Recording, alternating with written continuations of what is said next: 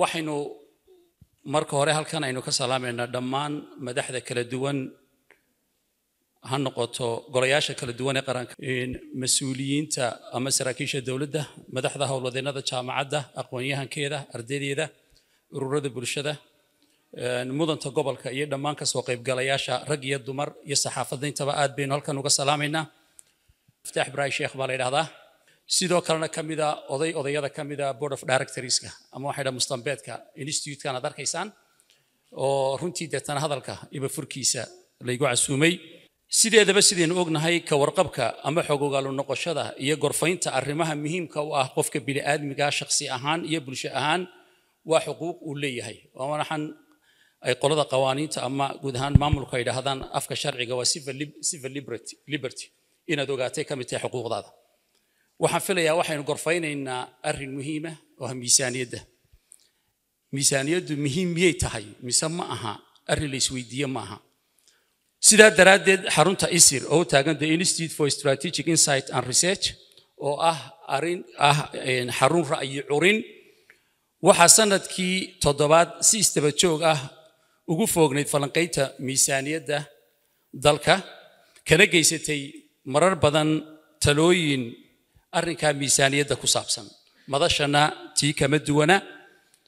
gorfayntu waa arrin muhiim ah waxay ummad aan gorfayniyo lahayn goobo lagu doodo dhaqankeedu waa guulwadiyo geeso wada fiiqan waxaan filayaa waankii cali ilaahay lahaa haddii wax aan gorfayn iyo dood laga sameeynahayn waxaan filayaa guulwado bay noqonaa waa sidoo hebel yiri ayuun bayna noqonaynaa dooddu waa qayb kamid ah kobaca qofka bini'aadmiga kama koobno oo kaliya arrimaha miisaaniyadda sida kale ee waxa baaritaan cilmi ay ku samaysaa institute-ka ISIR arrimo badan oo la xidhiidha geeska Afrika iyo guud ahaan dalka oo arrimaha siyaasadda amniga arrimaha bulshada iyo dabcan tanaynu joogno oo ah dhaqaalaha kan ay haddana u fadhina ah dabcan arrimaha kama marna in looga kitaab dayo dhacdooyinka caalamka isqaadasho iyo isdiidooyin kolba kii ay leedahay haddaba waxa sanadkan falanqaynta miisaaniyadda looga soo dagal dhigay ama looga soo dagal raray inay ku dhacdo magaalada Burco ee caasimadda gobolka Togdheer oo la sooyaal taariikheed oo mug weyn oo curineed arrimo badan oo qaranka iyo geeska Afrika ba ah imakana waxaynu rabnaa qadiyada miisaaniyadda qaranka inay iyada laftigeedu ay gorfaynteeda runtii halkan lagu qabto ISIRna ay noqonayso hormiidka dooda mugta leh ee dhacdada gobolka aanay ku koobnaan caasimadda had iyo jeer dooduhu waxay ka dhacaan caasimadaha dalka laakiin imaka waxaynu rabnaa in qayb kamid ah oo runtii institute-kani uu yiri bal horta doodu halkan ka dhacdo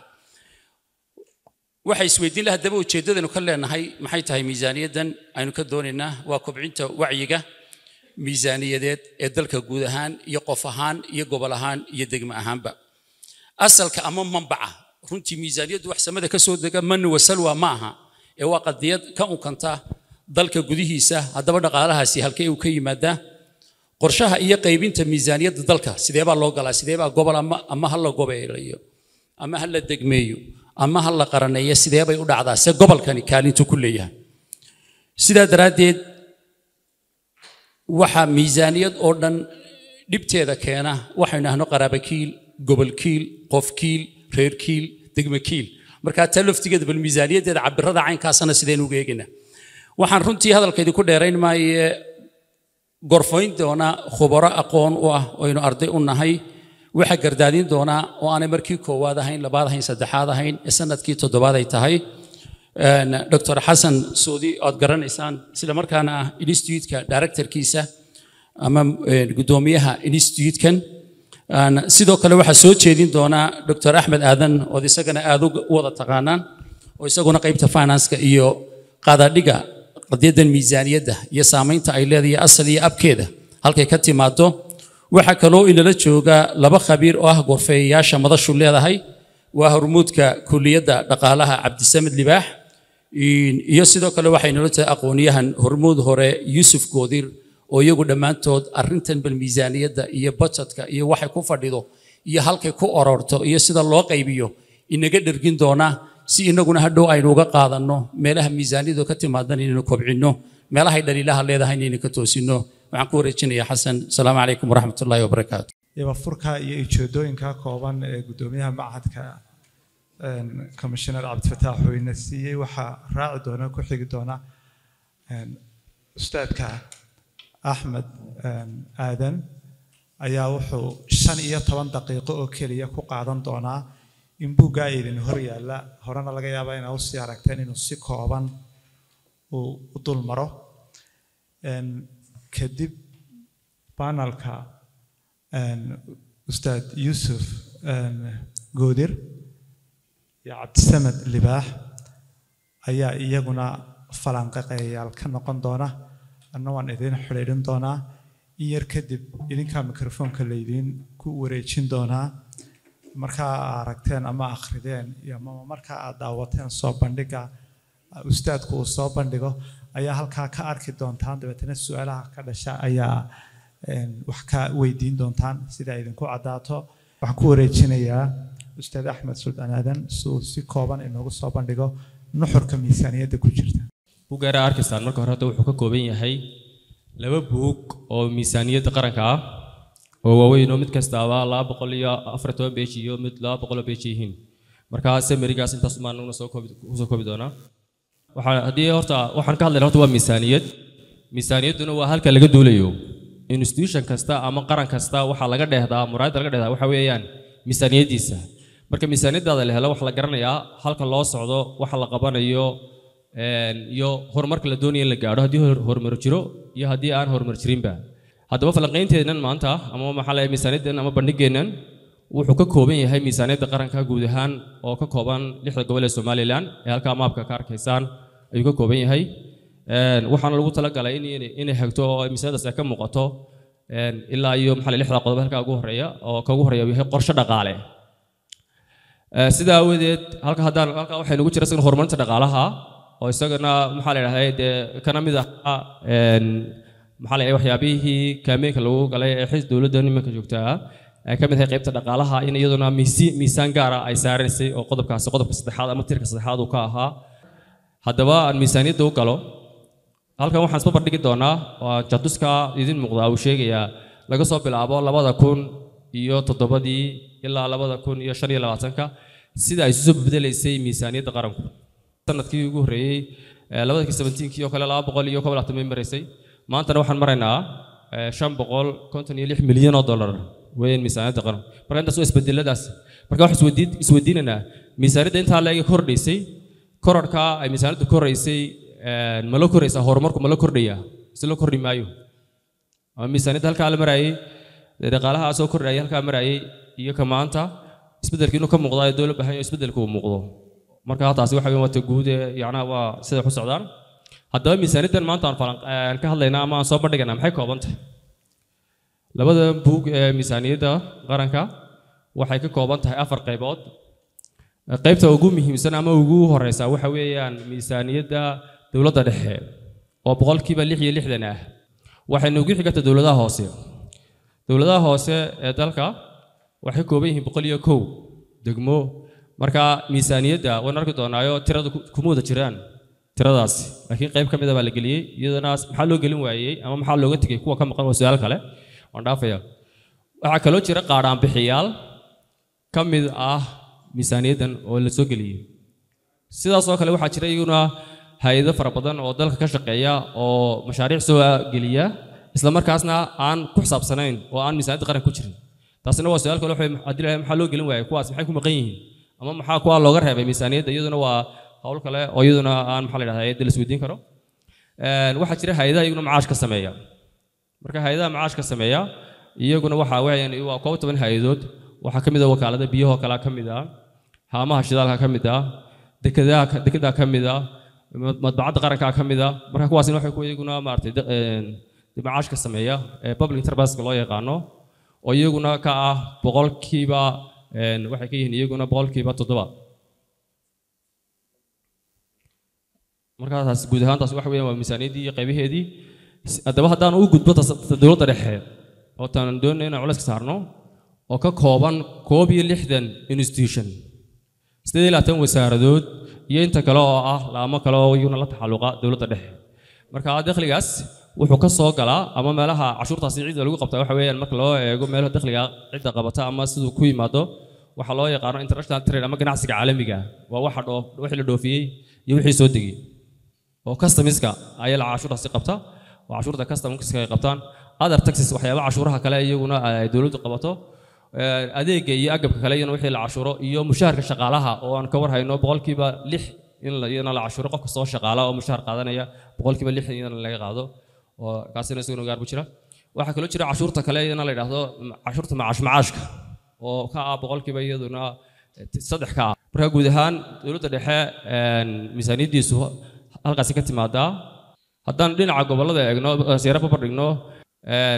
wadanka waxa laga dhoofiyay sanadkii soo ahaan 2024 ilaa 4 milyan oo neef baa laga dhoofiyay 4 milyan neef laga dhoofiyay boqolkiiba 70 waxay ka yimaadaan ama ay ku dhaqan yihiin oo ay soo maraan gobolada Togdheer Sool Sanaag marka cabirahaan dhulka loo eegana duu ku labalaamaya cabirkiisa halkaas ka arkaysan qof kasta waxaan filayaa inuu arkayo inta leeyihiin saddexda gobol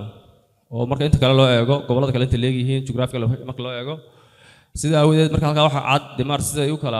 u kala horeeyaan asaas ahaan u kala weyn yihiin xoolaha nool ee halka ayagana waxa la dhoofinayaan waxa weeyaan waa hargihii iyo saamihii iyo meedigii oo iyaguna intaas ka soo baxa boqolkiiba boqol iyaguna eerida ka yimaada haddaba miisaaniyadda qaranka aan aragnay xagee ku baxdaa haddaan isweydiino meelaha ku baxdaa boqolkiiba 38 waxay ku baxdaa amniga qaranka ay ku baxdaa boqolkiiba 2 waxay ku baxdaa biyaha